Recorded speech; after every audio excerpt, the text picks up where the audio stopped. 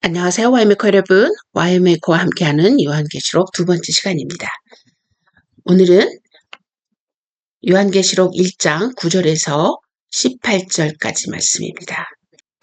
주제는 예수님께서 갖고 계신 생명과 사망의 열쇠. 자, 이 구절을 함께 먼저 공부하시겠습니다. I, John, your brother and companion in the suffering and kingdom and patient endurance that are ours in Jesus, was on the island of Patmos because of the word of God and the testimony of Jesus.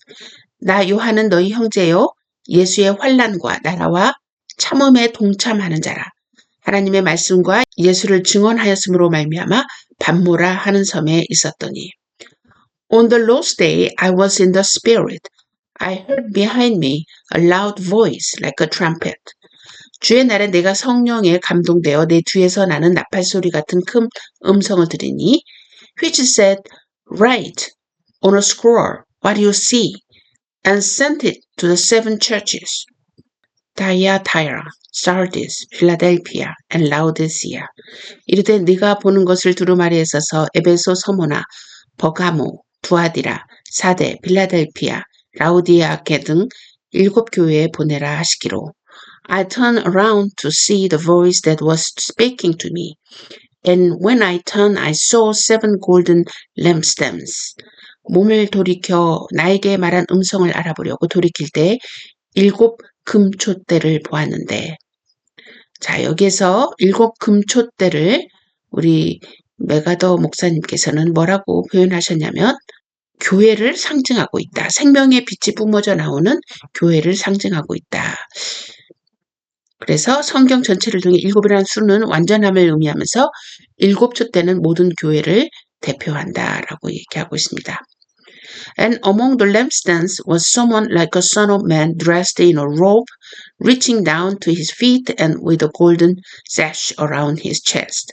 촛대 사이에 인자 같은 이가 발에 끌리는 옷을 입고 가슴에 금띠를 떼고 The hair on his head was white like wool, as white as snow, and his eyes were like a blazing fire.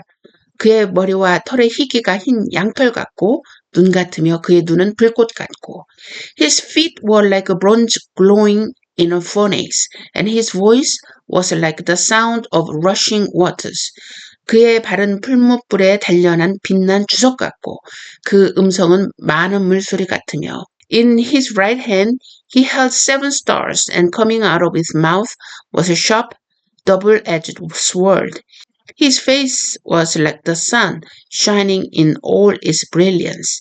그의 오른손에 7별이 있고 그의 입에는 좌우에 날성검이 나오고 그 얼굴은 해가 힘있게 비치는 것 같더라. 존 메가더 목사님께서는 이 14절, 16절의 그리스도의 모습을 상징하는 것들을 어떻게 표현하고 있냐면요. 머리와 털의 의기가 흰 양털 같고 눈 같으며 이것은 그리스도의 거룩하심으로 표현하고 있고 눈에 불꽃 같고 그러면 그리스도가 모든 것을 알고 계신다라는 표현을 한 것이고 발은 풀무불에 단련한 빛난 주석 같고 그리스도께서 교회 내의 죄를 징계하시는 것으로 표현하고 있고 음성은 많은 물소리 같으며 그리스도의 권위를 나타내고 있고 오른손에 7별이 있고 그리스도께서 교회 지도자들을 통제하고 계시는 것을 보고 그의 입에는 좌우에 날선 검이 나오고 그리스도가 교회의 적을 심판하신 마지막으로 그 얼굴은 해가 힘있게 비치는 것 같더라. 그래서 그리스도의 영광된 모습을 그리고 있다라고 이야기하고 있습니다. 자, 17절 계속 보겠습니다. When I saw him, I fell at his feet as though dead. Then he placed his right hand on me and said, Do not be afraid. I'm the first and the last. 내가 볼 때 그 발 앞에 엎드러져 죽은 자 같이 되매 그가 오른손을 내게 얹고 이르시되 두려워하지 말라. 나는 처음이요 마지막이니. I'm the living one. I was dead, and now look, I am alive, forever and ever. And I hold the keys of death and Hades. 곧 살아있는 자라. 내가 전에 죽었었노라. 볼지어다 이제 세세토록 살아있어 사망과 음부의 열쇠를 가졌노니. 이 본문에 대한 질문을 보도록 하겠습니다.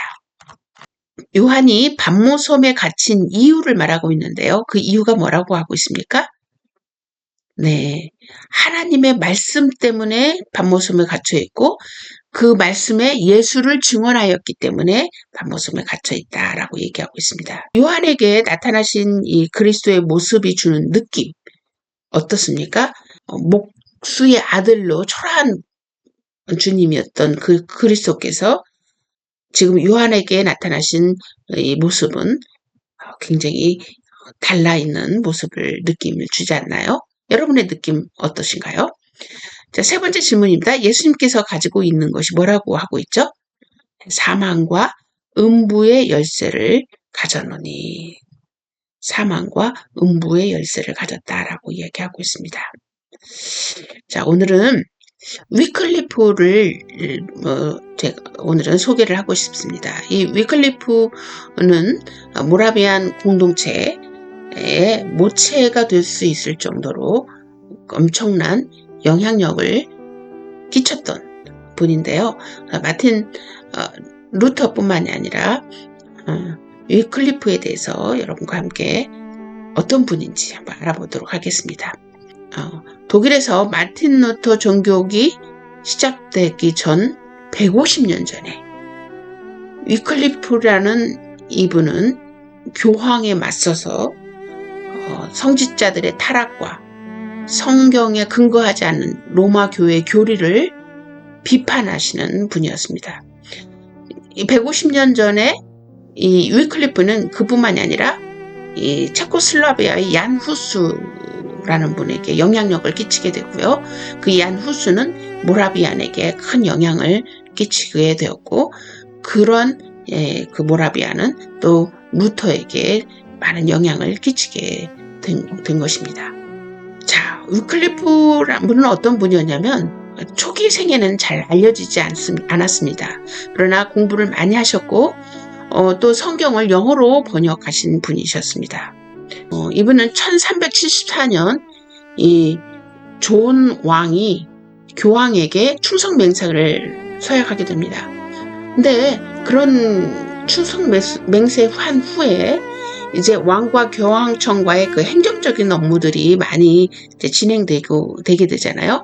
그런 임무를 수행하면서 뭔가 교황청의 문제점들을 보게 되고 또 반감을 일으키는 기회가 되게 되죠. 가장 그 위클리프에게 문제가 됐던 거는 성찬론이었습니다.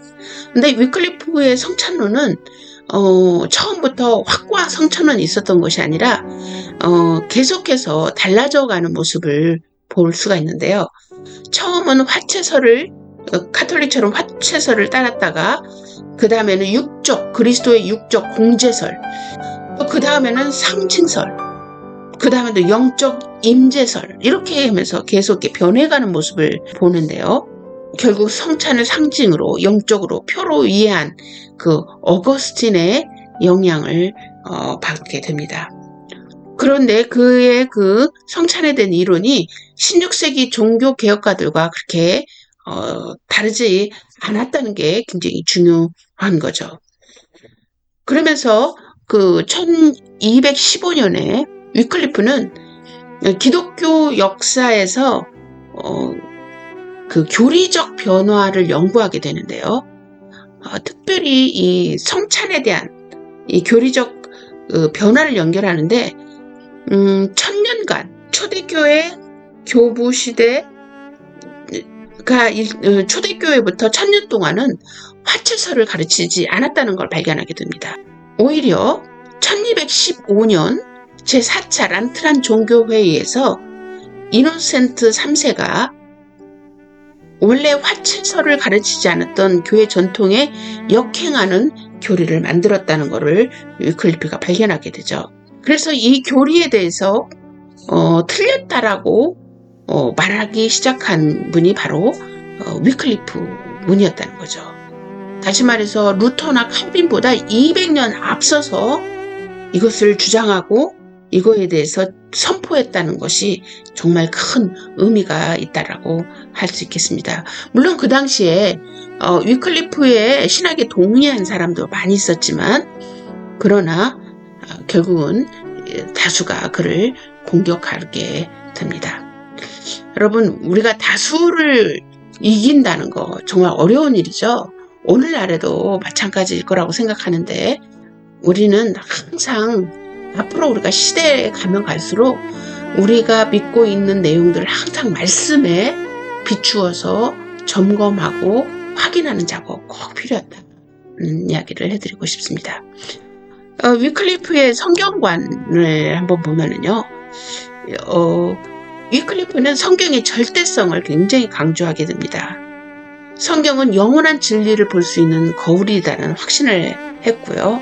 그뿐만이 아니라 성경은 과거에도 진리였을 뿐만 아니라 미래에도 항상 진리로서 모든 사람이 하나님 법 아래 있으므로 교회의 공적 해석이 없이도, 자, 여기 중요합니다.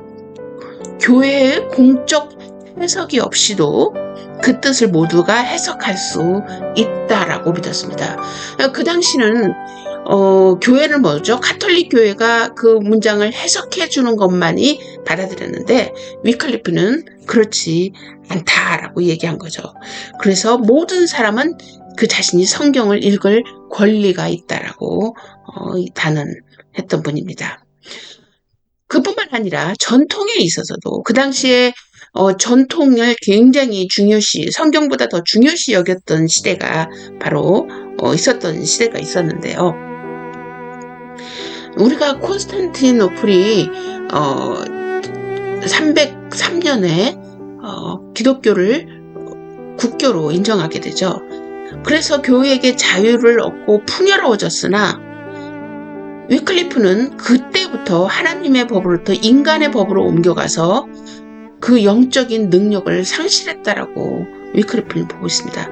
그래서 기독교에게 꼭 핍박이 나쁜 것은 아니다라는 이야기를 하고 있는 이유 중에 하나가 오늘날의 중동도 마찬가지고 또 중국도 마찬가지고 중국에 핍박이 있었을 때 기독교가 더 확장했고 중동 오늘날의 엄청난 핍박 가운데 특별히 이 아프리카 지역의 이 무슬림 지역이든 어디든 지역이든지 핍박이 많은 지역에 기독교가 더 확장되고 있다는 그것을 보면은 우리가